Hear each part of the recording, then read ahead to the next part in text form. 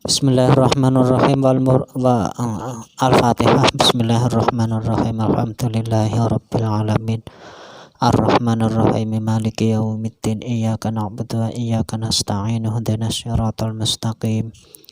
Shiratal ladzina an'amta 'alaihim ghairil maghdubi 'alaihim waladdallin. Amin.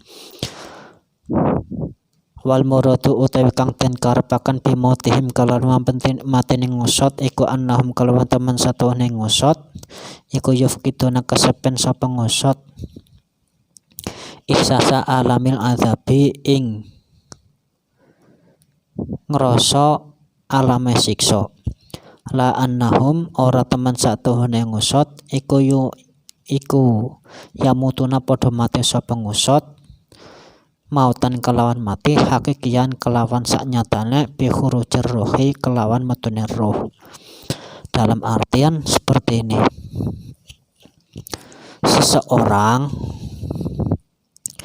yang nanti setelah dimentas atau setelah dikeluarkan dari neraka,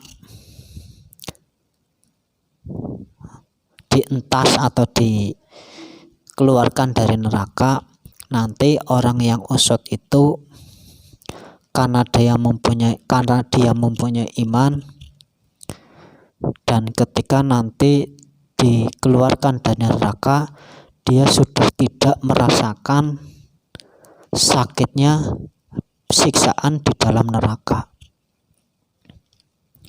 Jadi dia mengalami sakit hanya di dalam neraka karena menghadapi siksaan. Dan nanti setelah siksaan di dalam neraka selesai dan orang tersebut itu nanti dientaskan, dikeluarkan dari neraka, nanti dia sudah tidak merasakan sakitnya siksa karena dia sudah keluar, dan dia akan mendapat anugerah dari Allah untuk dimasukkan ke surganya Allah. Ini Bismillahirrahmanirrahim.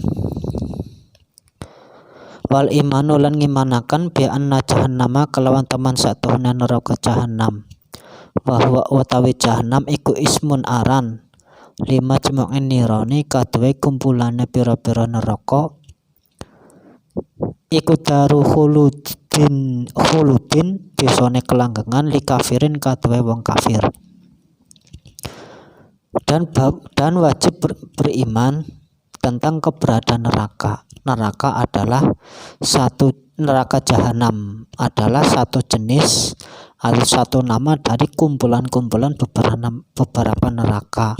Di situ ada neraka sakor, ada neraka wail, ada neraka jahanam,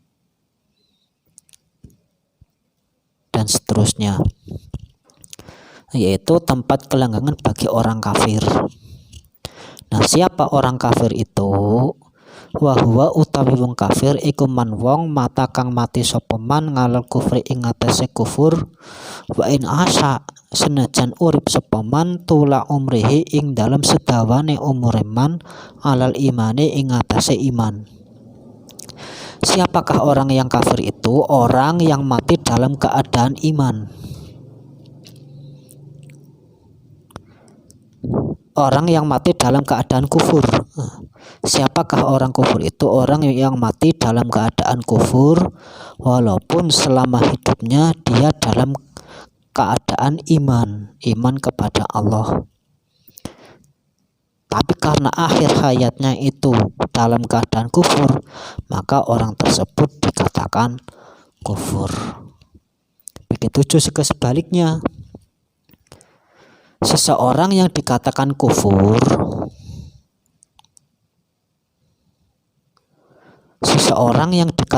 selama hidupnya, nanti apabila menjelang akhir hayatnya dia mengucapkan dua kalimat syahadat, maka orang tersebut dikatakan Islam. Dan cara merawat jenazah orang yang mati setelah membaca 2 kalimat syahadat, mati dari kekufuran terus membaca 2 kalimat syahadat, setelah itu mati. Nah, orang tersebut cara merawat jenazahnya ya sebagaimana orang Islam pada umumnya. Karena secara hukum apabila orang sudah mengucapkan 2 kalimat syahadat walaupun menjelang mati, dia dihukumi Islam. Seperti memandikan, mengafani, mensolati, dan menguburkan, itu kewajiban bagi orang yang mati, orang Islam yang mati.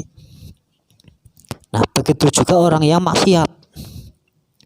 Orang yang maksiat semisal orang dalam keadaan mabuk. Setelah mabuk dia mati. Tetap selama dia itu sebagai orang Islam,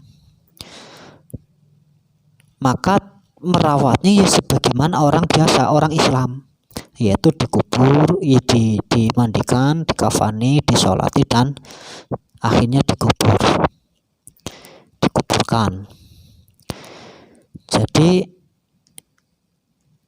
tidak dibenarkan, atau sebagian ulama ahli fikih itu tidak membenarkan ketika ada orang yang setelah mabuk kok terus mati, dia dihukumi kufur. Itu tidak bisa karena masih dalam keadaan iman, masih dalam keadaan Islam. Secara hukum dia Islam. Jadi cara merawat jenazahnya sebagaimana Islam seperti biasa. Permasalahan dengan keberadaan dia itu seorang pemabuk terus mati, terus tentang penyiksaan itu urusan dia dengan Allah, bukan urusan kita. Urusan kita merawat orang tersebut sampai akhir, sampai menguburkan, itu kewajiban kita. Tentang permasalahan itu disiksa ataupun tidak, ya itu terserah Allah. Kewajiban kita hanya ya hablum minannas, bagaimana merawat, menolong keberadaan manusia itu. Nah, orang yang selama hidupnya dalam keadaan kufur, terus menjelang mati, sebelum mati dia mengucapkan 2 kalimat syahadat, orang tersebut dikatakan Islam. Dan cara merawatnya ya sebagaimana orang Islam biasa merawat jenazahnya. Juga di sini sebaliknya, orang kafir adalah orang yang mati dalam keadaan kufur walaupun selama hidupnya itu Islam. Nah, ini sangat berbahaya. Berarti secara kesimpulan, kita tidak bisa jumawa atau menyombongkan diri bahwa kita imannya kuat dan sebagainya sehingga mencemooh orang-orang yang secara akidah menganggap mereka kafir, terus dia pantas masuk neraka. Itu tidak boleh. Dan kita tidak boleh jumawa merasa bahwa saya itu bakal masuk surga karena amal kita, itu tidak bisa. Kita tidak tahu nanti akhir hayat kita seperti apa. Semoga kita pada akhir hayatnya nanti mati dalam keadaan iman, dalam keadaan Islam. Itu semoga. Tapi kita tidak bisa jumawa bahwa besok saya mati pasti Islam. Itu tidak bisa. Karena kenyataannya di redaksi sini orang yang dalam keadaan iman itu bisa saja mati dalam keadaan kufur. Na'udzubillah. Banyak sekali cerita-cerita orang yang selama hidupnya iman kok ternyata ketika mati dia dalam keadaan musyrik. Na'udzubillah min dzalik. Dan juga banyak cerita yang ketika semasa hidupnya kufur, kafir, lalu menjelang akhir hayatnya dia mengucapkan 2 kalimat syahadat yang pada akhirnya dia mati dalam keadaan Islam. Nah, ini suatu iradah Allah yang memang tidak bisa diprediksi oleh akal manusia. Berarti di sini mengambil hikmah bahwa tentang surga dan neraka itu ya kembaliannya ke hak Allah Subhanahu wa Ta'ala. Tentang kriteria orang Islam ya seperti itu tadi, tentang kriteria orang kafir ya itu seperti itu tadi. Kita tidak bisa menghakimi selama hidupnya orang kafir itu pasti matinya kafir, juga tidak bisa. Kita juga tidak bisa menghakimi selama hidup kita itu Islam, maka nanti pada akhirnya kita mati dalam keadaan Islam, itu tidak bisa menghakimi. Maka dari itu kita harus hati-hati tentang statement seperti ini. Kita wajib, kita perlu husnudzon ya, semoga, hanya berharap semoga akhir hayat kita nanti itu dalam keadaan Islam. Itu yang untuk membuat aman di dalam keyakinan kita.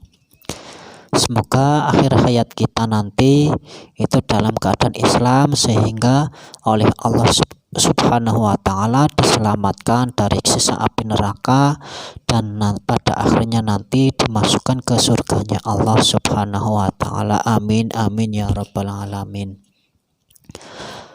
Nah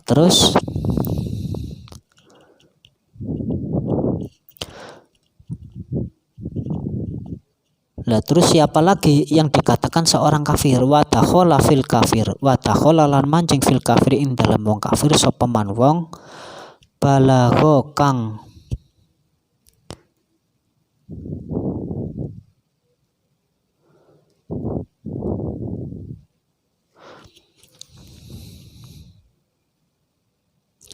bangetaken sapa man fin nazari ing dalam angen-angen falam yasli mongko ora temoko sapa man ilal haqi maring hak, wa taraka lan tinggal sapa man at-taqlida ing manut al wajib kang wajib alaihi ing atase man. Nah terus kembali lagi kriteria orang kafir selanjutnya, yaitu orang kafir, orang yang selalu